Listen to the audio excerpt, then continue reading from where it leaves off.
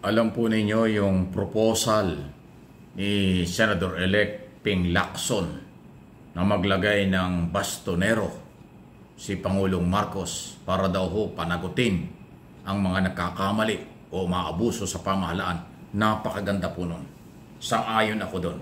Kahit ako ay tumutulong from day one sa administrasyon at kay Pangulong Marcos ng voluntary, pero siyempre ang mga magagandang proposal, magagandang idea para sa kabutihan at ikatatatag ng ating bansa at ng Pangulo, yan po ay dapat welcome natin at suportahan natin. Ang paglalagay ng bastonero ay isang halimbawa lang na pagbabago. Halimbawa lang ng kailangang merong managot or papanagutin kung umaabuso. Kung yan ay sinabi ni Senator-elect Lacson, veteranong senador at pulis, at sa tulong ng alyansa para sa pagbabago ni Pangulong Marcos ay nanalo, yan po'y isang constructive, isang makatao, isang makatotohanang idea.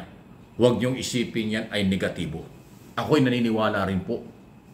Kasi yung 3 taon, after 3 years, actually yung pangatlong taon ay sa June 30 pa, pero ilang araw na lang, ng mabait na liderato, pakumbaba na liderato, sinamantala po inabuso na kung sino-sino. Hindi lang ng tagalabas ng gobyerno o yung anti-Marcos o Duterte camp. Inabuso rin ng mga nakapaligid sa Pangulo. Inabuso rin ng mga nagkunwaring malapit sa Pangulo, pero ibang agenda. So ang bastonero siyang lilinis. Yung opisyal na siyang magtuturo, magdidisiplina, at magsasabi sa Pangulo, itong taong ito, itong opisyal na ito, sir, ito yung problema mo. Ito yung corrupt. Ito yung hindi sumusunod sa programa mo. Ito yung abusadong dapat mo nang tanggalin. Ito yung nakakasira sa'yo. Yan po yung magiging papel ng bastonero. Kailangan yun. Dahil ako, meron din po akong paniniwala. Meron talagang umaabuso na tagaloob ng pamahalaan ni Pangulong Marcos. Kasi nandyan pa rin po yung mga bata ni Gloria, nandyan. Yung mga Duterte, yung iba nandyan pa. May cabinet secretary, may YOSEC, ASEC, director, at kung ano-ano. Nakita niyo yung sumabit na administrator ng OWA. Dati pong Duterte yun. Actually, Duterte pa rin yata yun Si Arnel Ignacio, executive director yan ng OWA ng panahon ni Duterte. Na-promote lang. Ginawang administrator sa panahon ni Pangulong Marcos. Pero nangyari, sumabit doon sa 1.4 billion. Walang approval pero naibenta yung ganong kalaking property. Wow, bumili ng ganong klaseng property na pera ng gobyerno. Abay, mabigat yan. Anyway, sample lang yan. At iba pa, yan sa DPWS, meron ho diyang abusado. Sa Bureau of Customs, BIR, sa kung saan saang departamento pa dyan at ahensya. Kasi napakalaki ng gobyerno, hindi lang departamento. Yung mga Bureau of Director, General Manager, Presidente at Chairman ng mga malaking korporasyon na alam nating mas malaki pa ang sweldo ng mga Chief Executive CEO ng mga korporasyon ng pamahalaan kaysa sweldo ng Pangulo. Pero umaabuso pa rin. Alam nyo ang korupsyon sa gobyerno noon at hanggang ngayon, nandyan pa rin. Hindi ho mawawala ng ganong kadali. Pero yung iba po kasi umabuso. Sa halip na tulungan ang kabaitan ni Pangulong Marcos bilang presidente, hindi nagagalit, hindi nagmumura, hindi na may personal. Yung iba, inabuso yan. Nagsamantala talagang magpayaman at samantalahin ang pagkakataon. Abay, kaya kailangan talaga bastonero. Kailangan talaga yung didisiplina.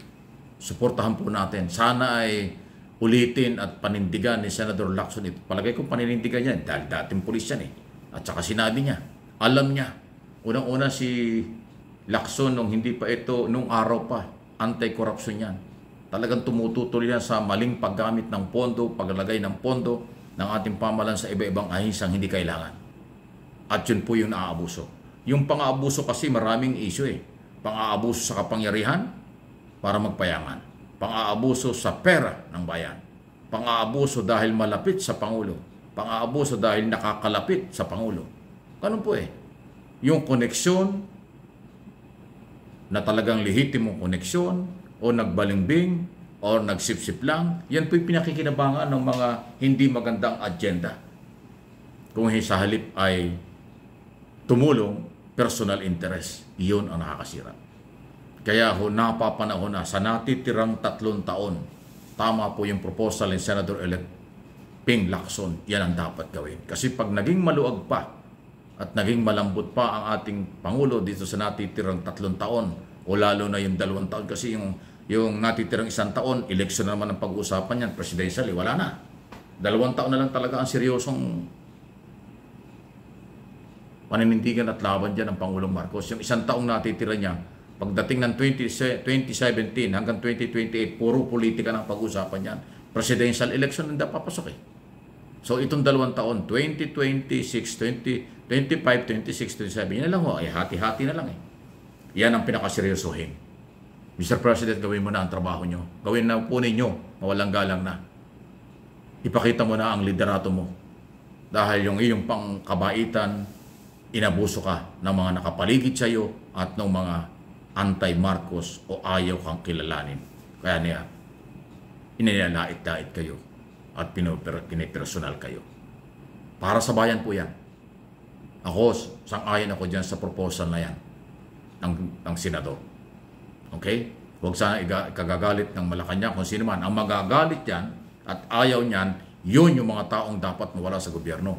Yun yung mga taong malamang nang aabuso. Yun yung mga taong dapat disiplinahin. Dahil ho kasi sila ang tatamaan. Yung abusado sa kapangyarihan sa salapi ng bayan at yung pagiging malapit o koneksyon sa Pangulo, yan ang baka magalit yan at ayaw kasi sila yung tatamaan nun. Pero ako po, dahil volunteer lang tayong tumutulong sa gobyerno from day 1 until now hanggang sa uli, walang kapalit ng anong aking ginagawa at ang aking sinasabi at pinanindigan. Ito ay para sa inyo ng mga viewers, followers at subscriber ng channel na ito dahil kayo ang mamamayang Pilipino sa buong mundo at sa buong Pilipinas.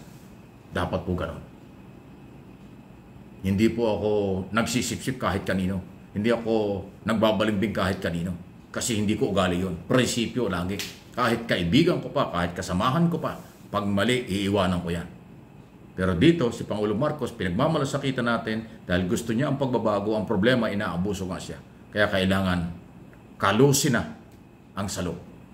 Umaapaw na ang pang-aabuso. Sobra-sobra ang pang-aabuso. Ipakita mo na, Mr. President, ang pagdisiplina sa mga taong dapat madisiplina at panagutin under the law ang lahat ng yan. Total, sinabi ng Pangulo, marami siyang tatanggalin, marami siyang aalisin. Gawin na po ninyo sa lalong madaling panahon para bago lumala ang lahat. Suportado kayo ng mamamayang Pilipino dyan.